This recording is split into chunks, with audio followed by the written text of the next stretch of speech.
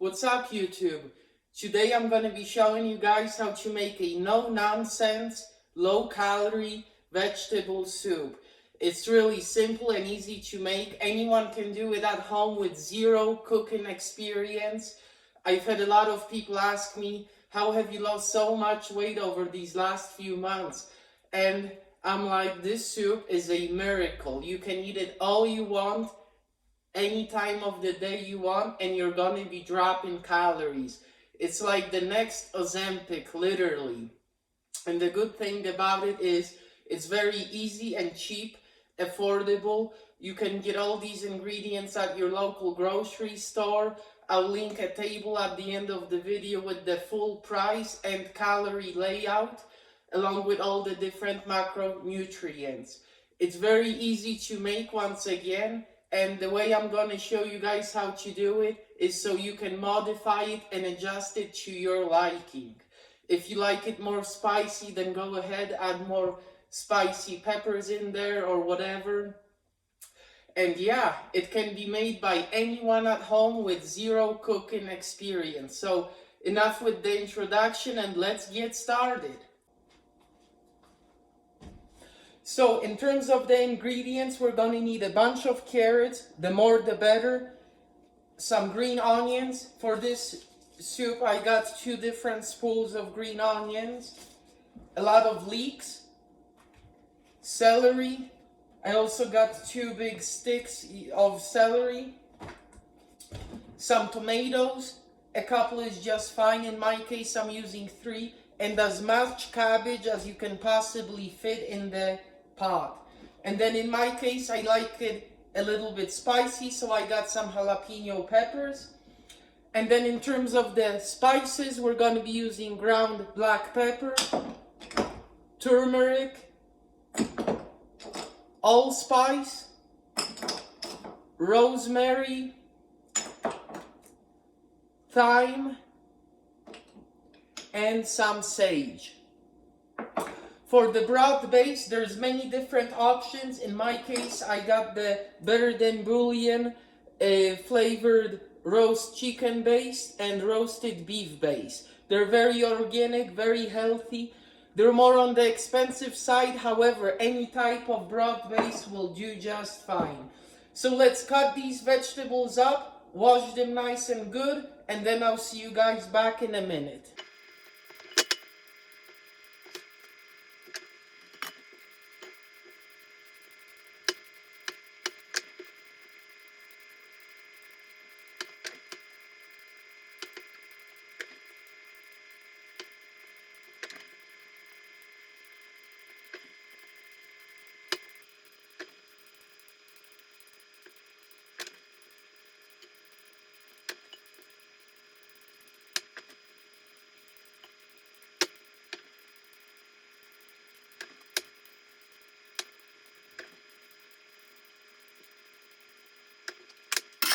So now that we have chopped, we have peeled the carrots, we're going to chop them up into small pieces. The smaller the better, however, choose it to your liking.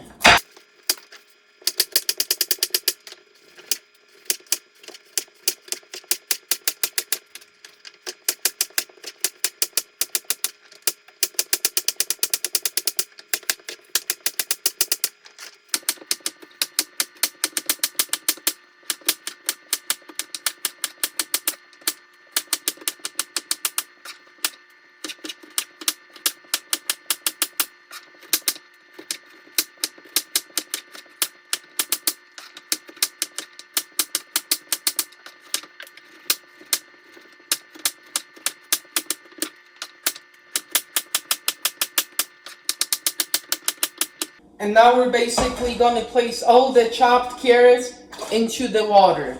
And we're going to let them soak, get all the chemicals off, all of that GMO pesticides. We want it nice and organic. Also, what I like to do is I like to add apple cider vinegar into the water. Let it soak in the apple cider vinegar. It helps wash the vegetables off. So usually the way the cabbage works is it's a substitute for pasta. So Basically, we're going to cut this section off.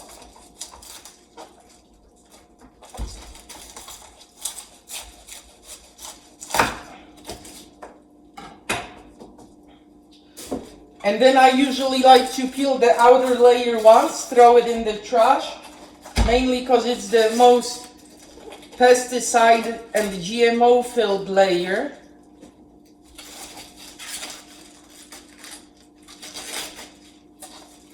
Even though we wash it, you know, you still don't know what it's been touching in the store, for example. And so usually to chop this up, there's a lot of different methods. I'll usually just grab one corner and then slice it into pieces. This one we can throw away, it's no good. And then we can go on.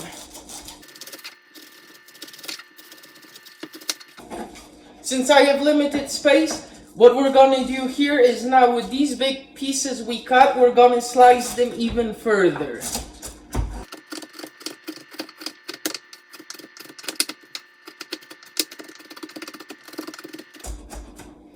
And then with this, we can throw it in the same pot that we're using to wash the carrots. We're also going to want to make sure that this is nice and clean from all the GMO, pesticides, and all the other vaccines. And we move on to the other half.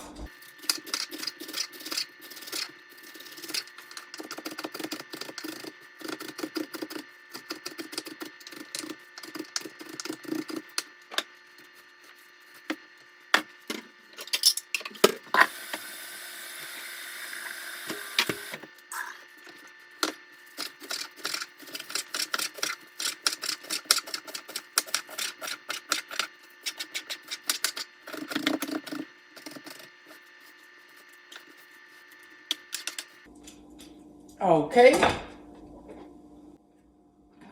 Now it's time for the leeks. Usually I like to cut this tip off and then we can go on with the cutting.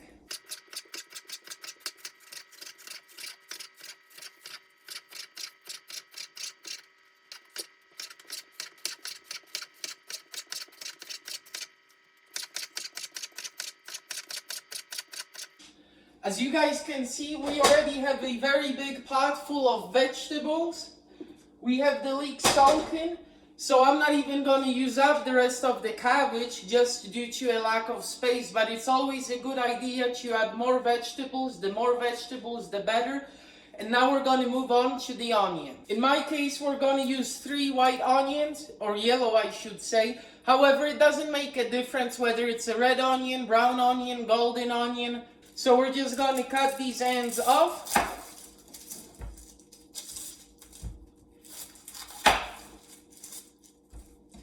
We're going to peel them up.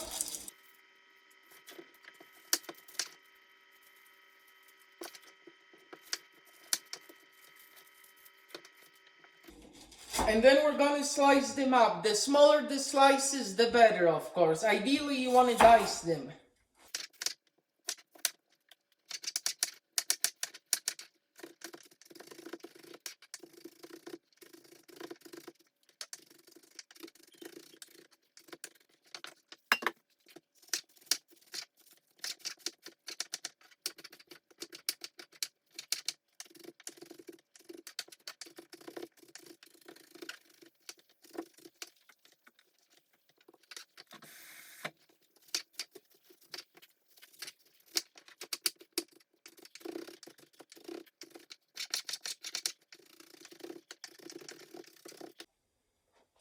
Due to a lack of space, I'm going to divide this in half and transfer the other half into this pot right here.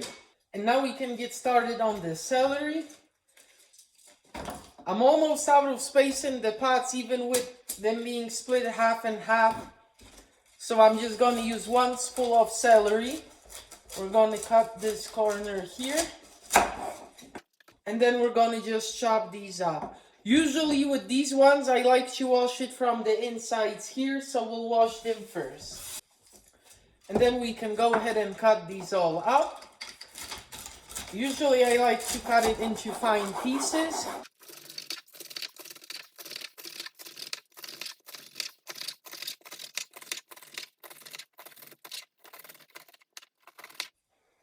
Yep, and here is our cut celery, and we're gonna throw these in the pots.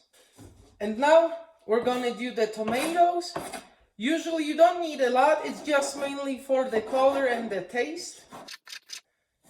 I like to dice them into fine pieces. If you have canned tomatoes that are diced, then that would be even better.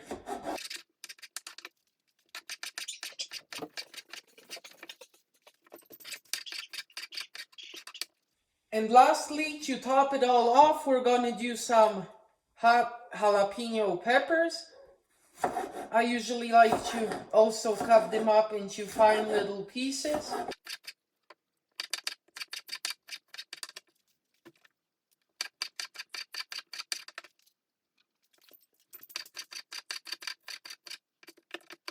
So we're gonna do ground sage. And I'm not giving out the exact measurements because I go off of my eye. So, you know, whatever you like, you add it, you know, there's no strict requirement. And also feel free to mix up the vegetables or spices however you see fit.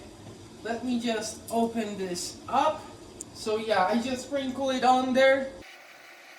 And then sprinkle it on here.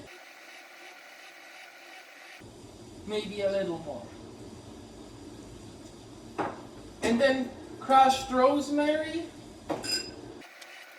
This is gonna give these soups that nice hearty smell.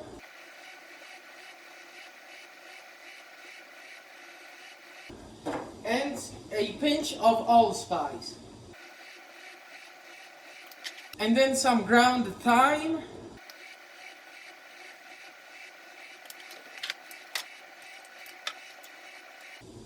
Some turmeric.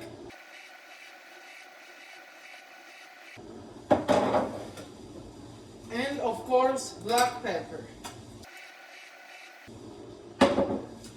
And yeah, once it finishes boiling, then we're gonna add the green onions and we're almost ready. One with chicken base and then the other one with roast beef base. But it doesn't make a difference. Use any type of broth base that you want. Even the cheap kind is good. Or you can use already made broth and just pour it in. That also works. Whatever you have at your disposal should get the job done. Since it's such a big portion, I'm going to add a big spoonful. Once it starts to come to a boil, then it's going to nicely dissolve in there. And of course, we're going to start to mix it up every now and then. But we just got to wait for the water to boil first.